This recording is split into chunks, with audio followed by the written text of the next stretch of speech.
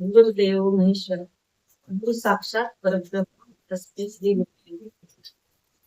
सर्व साधक बंधूंजींना श्रीदास नाव. आज या वर्षातील पहिला सत्संग संपन्न होत आहे. त्यानिमित्तानं पूजनीय आदरणीय राधामाई, त्याचप्रमाणे ज्यांनी हा सत्संग आयोजित केलाय ते श्री विशाल दिदीचे आणि त्यांच्या मातोश्री कौशल्या माता यांच्या या नियोजनामुळे आज आपण इथे या सत्संगात सहभागी होतो. त्याचप्रमाणे अवतार लीला आत्मस्वरूपाची या ग्रंथाची 9 पारायण त्यांनी पूर्ण केले. आत्ताच आपल्याला माईंनी सांगितले आहे. आणि हा एक गुप्त शंकरा योग म्हणावला आणि त्याचा लाभ आपण घेत आहोत. तर अशा या समयी अवतार देव ज्यावेळेस पृथ्वीवर येतात किंवा ईश्वर ज्यावेळेस इथं अवतार घेतात ते त्यांचं दिव्य रूप असत आणि ते काही आपल्याला पाहण्याचं भाग्य नव्हतं लाभलेलं. परंतु त्यांची लीला, त्यांची रासक्रीडा, त्यांचे खेळ किंवा त्यांच्या कथा ऐकण्याचं भाग्य आपल्याला सत्संगातून लाभत असत. त्यात कृष्णाच्या लीला असतील, त्या अनेक देवदेवतांच्या लीला असतील आणि अशा या लीला ऐकून या सत्संगातून आपण त्या आत्मस्वरूपापर्यंत पोहोचायचं आहे. आत्मस्वरूप म्हणजे काय, तर या आत्म्याला जाणून घ्यायचं आहे. आत्म्याचं स्वरूप म्हणजे आपलं मूळ रूप काय आहे किंवा आपला खरा देह काय आहे, खरा देह कोणता आहे, आत्मा का हे शरीर, हे ह्या आत्मस्वरूपातून जाणून घ्यायचं आहे. आत्मस्वरूप जाणण्याकरता ते चैतन्य काय आहे, ती जाणीव काय आहे, यासाठी भगवद्गीतेत या आत्म्याची 5 वैशिष्ट्ये सांगितलेली आहेत. की चैतन्य त्या आत्म्याचं वैशिष्ट्य आहे. त्याचप्रमाणे जाणीव म्हणजे ज्ञान, हे सुद्धा त्या आत्म्याचं वैशिष्ट्य आहे.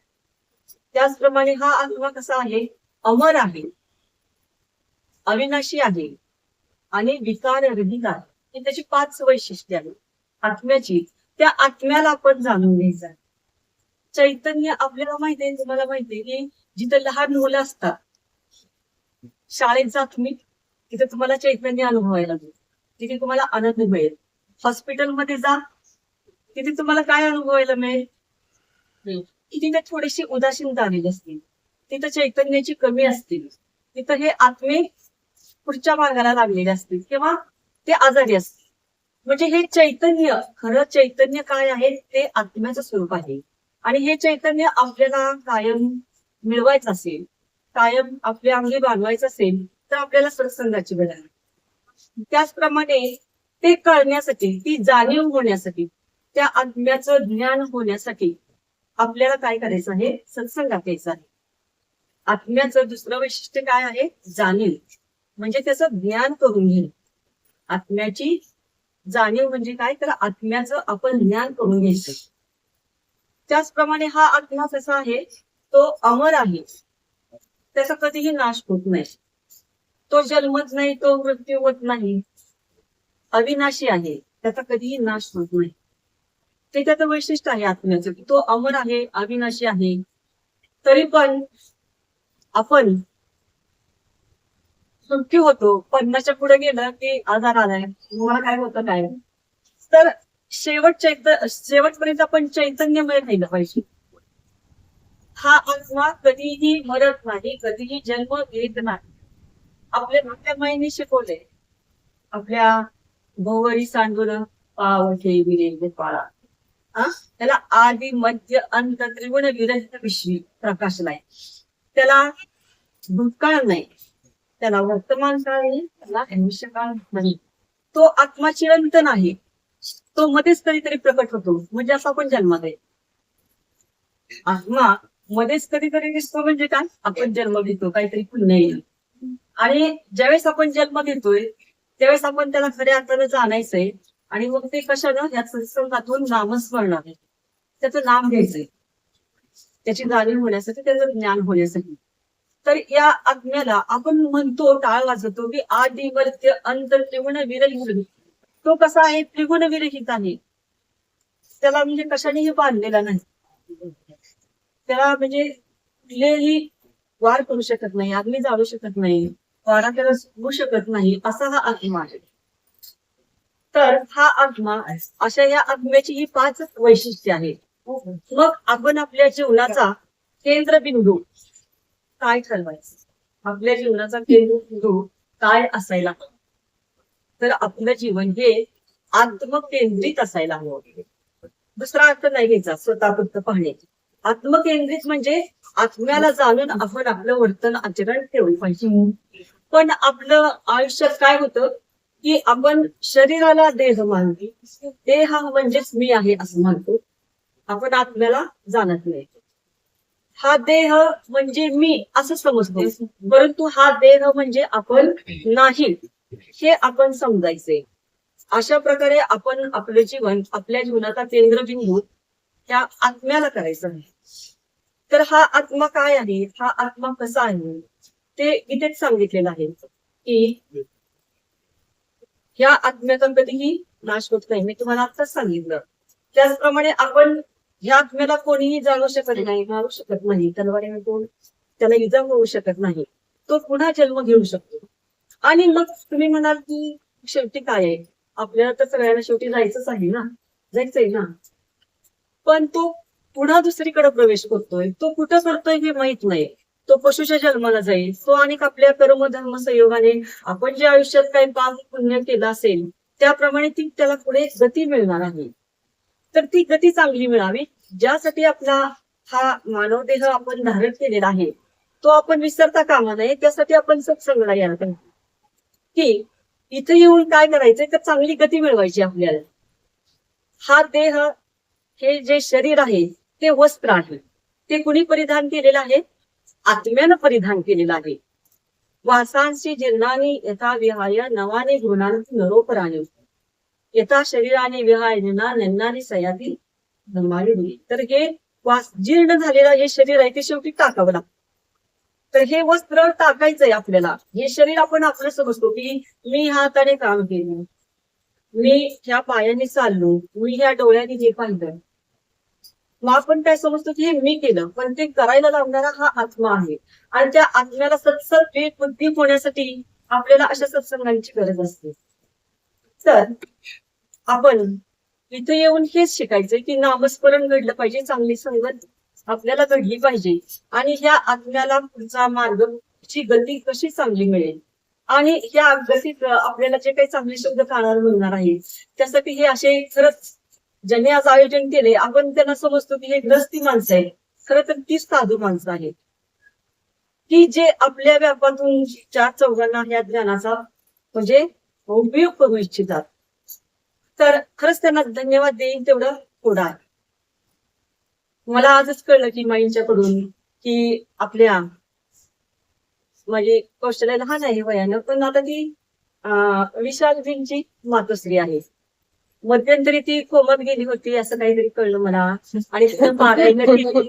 असं काहीतरी घडत असतं आयुष्यात की आपल्याला प्रत्येकाला काही ना काहीतरी आहे. ह्या शरीराला तो काही ना काही आलेला कर्मानुसार जो भोग आलेला आहे तो भोगावा लागत असतो. पण मग तो गुण कशाने होत असतो, तर अशा पद्धतीनं होत असतो. आणि आज त्यांच्यामुळे आपण हे सगळं, आणि त्यांना आशीर्वाद लाभले, त्यांना कृपा छत्र लावले, त्यांच्यावर खरी सद्गुरूंची कृपा झाली ती म्हणजे माईंची झालेली आहे. आता आपण पण बरेच वर्ष झालं करतोय, परंतु असं काही कधी आयोजन मनात येत नाही, आणि हे घडवून देण्याचं काम सुद्धा फारच महत्वाचं आहे. तर मला इथं त्या कुटुंबाला, राधामाईंना असं खूप खूप धन्यवाद देऊ वाटतात, किंवा त्यांना खूप त्यांचे आभार मानावेसे वाटतात.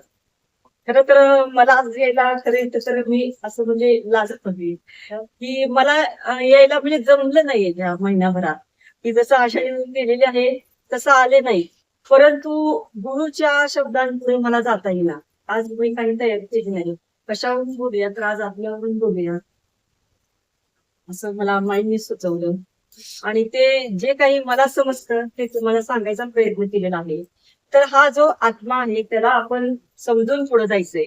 ह्या समजून घेण्यात आपण काय करायचं आहे, तर भगवान कृष्णांनी स्थितप्रज्ञाची लक्षणं सांगितली आहेत. दुःखेषु मनाः सुखेषु विगतस्पृहः वीतराग भय क्रोध स्थितते मुनी उच्यते. आपण सगळे मुनी नाहीत, आपण सगळे साधू नाहीत, आपण सगळे ऋषी आहोत. पण आपण कसं वागायचं आहे, कधी हा आत्मा आपला मुक्त होईल, तर दुःखेश्वर उद्विग्न मनाः, दुःखाने उद्विग्न होऊ नका. एक आपल्या सगळ्यांच्या आयुष्यात काही ना काहीतरी दुःख आहे. असं कोणी नाही जन्माला येणार की दुःख नाही. तर त्या दुःखानं उद्विग्न व्हायचं नाही, सुखात आसक्त व्हायचं नाही. सुखेषु विगत आणि त्याचप्रमाणे वीत राग भय क्रोध म्हणजे आपल्याकडे आहे की प्रेम आहे, माया आहे, मोह आहे, त्याचप्रमाणे काही भय आहे, संकट आहे. यामध्ये कसं राहायचंय, सम राहायचंय.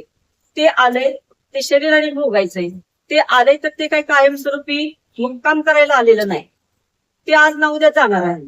म्हणून आत्म्याला कष्टी करायचं नाही. आत्मा हा मुक्त आहे, आत्म्याला दुःख नाही, दुःख शरीराला.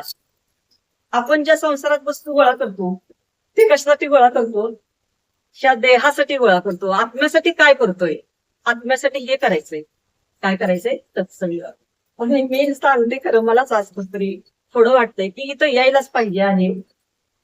आणि गुरुमाईंनी ती अडचण पण दूर केली. त्यांनी मला शब्द दिलाय की मी बघते म्हणून, तर ते होईल पूर्ण. तर अशी काही संकट येतात जे गुरुकृपेने दूर होत असतात. तर मला असं सांगायचंय की आयुष्यात येणारी सुख आहेत सगळ्यांच्या आहेत, ती काही मुक्काम करून येणार नाही. तर त्यावेळेस आपण स्थितप्रज्ञ समत्व हे, इथं माझ्या अगदी वरिष्ठ भगिनी आहेत, आमच्या बहिणी प्रसादी वहिनी, त्यांच्यासोबत मी गीता शिकले. तर दुःखेषु उद्विग्न मनाः सुखेषु विगतस्पृहः वीतराग भय क्रोध स्थितते मुनी उच्यते. तो मुनी कसा असतो, आपण मुनी नाही, आपण गृहस्थी बायका आहोत.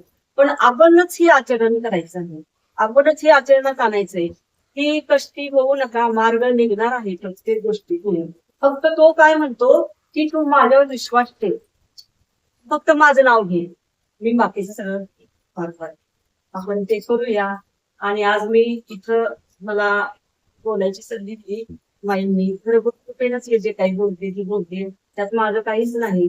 आणि तुमच्या सर्वांचे मी आभार मानते आणि माझे